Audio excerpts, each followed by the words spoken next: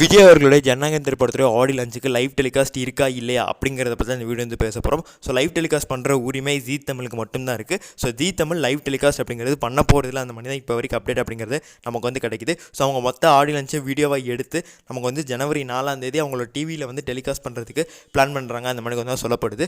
படம்னா என்னென்ன அப்டேட்ஸ் நடக்குது அப்படிங்கிறத நமக்கு வந்து சோஷியல் மீடியா வந்து பார்த்து தெரிஞ்சிக்க முடியும். ஸோ சில ஃபேன்ஸ் வந்து பார்த்தீங்கன்னா அவங்க யூடியூப் சேனல்ஸில் வந்து லைவ் டெலிகாஸ்ட் அப்படிங்கிறது வந்து பண்ணுவாங்க. ஸோ நம்ம எடுத்து பண்ணால் அப்படி பண்ணோன்னா ஏதாவது காப்பிரைட் ஸ்ட்ரைக்கு சேனலே வந்துட்டு பார்த்தீங்கன்னா பேர்ன் பண்ண வாய்ப்புகள் இருக்குது. பண்ணால் என்னென்ன அப்டேட்ஸ் நடக்குது அப்படி சொல்லி நமக்கு வந்து சோர்ஸ் பீப்புள்லேருந்து கிடச்சிக்கிட்டே இருக்கும். ஸோ அதை நம்ம வந்தோம்னா உடனுக்குடனே வந்து அப்டேட் அப்படிங்கிறது வந்து பண்ணிடுவோம். ஸோ இந்த ஒரு ஆடியன்ஸுக்கு நிறைய செலிபிரிட்டிஸ் வந்திருக்காங்க. நம்ம விஜய் அவர்கள் அம்மாவான ஷோபா அவர்கள் வந்து வந்திருக்காங்க. அதே மாதிரி நாசர் அவரும் வந்திருக்காரு. அதெல்லாம் ரொம்ப ஆச்சரியமாக இருக்குது. அவர் நடிகர் சங்க தலைவராக வந்துட்டு வந்திருக்காரு விஜயோட கடைசி படம்னு. பண்ணால் அவர் ஒரு டிஎம்கே சப்போர்ட்டர்.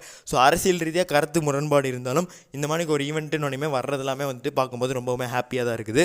அதே மாதிரிக்கு இந்த ஒரு திரைப்படத்தோட ஹீரோயினான பூஜா ஹெக்டே அவர்களும் வந்துட்டு பார்த்திங்கன்னா இந்த ஒரு ஆடியன்ஸுக்கு வந்து வந்துட்டாங்க.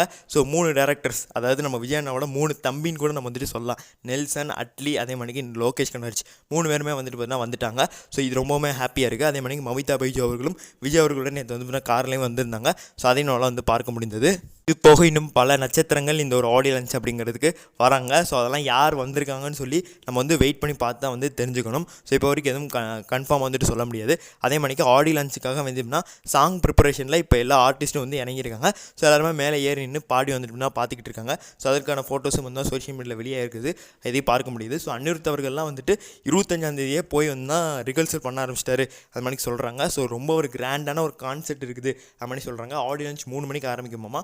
5 மணி வரைக்கும் இந்த மாதிரி கான்செர்ட்லாம் நடக்கும். ஸோ அடுத்து ஒரு 1 மணி நேரம் பிரேக் விட்டு 6 மணிலேருந்து எல்லாருமே பேச ஆரம்பிப்பாங்க.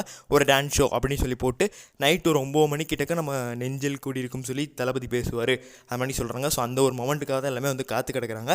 ஸோ நம்ம முடிஞ்ச அளவுக்கு நம்ம வந்து என்னென்ன அப்டேட்ஸ் நடக்குது அப்படிங்கிறத கவர் பண்ண பார்ப்போம். சப்ஸ்கிரைப் பண்ணி வச்சுக்கோங்க. நன்றி, வணக்கம்.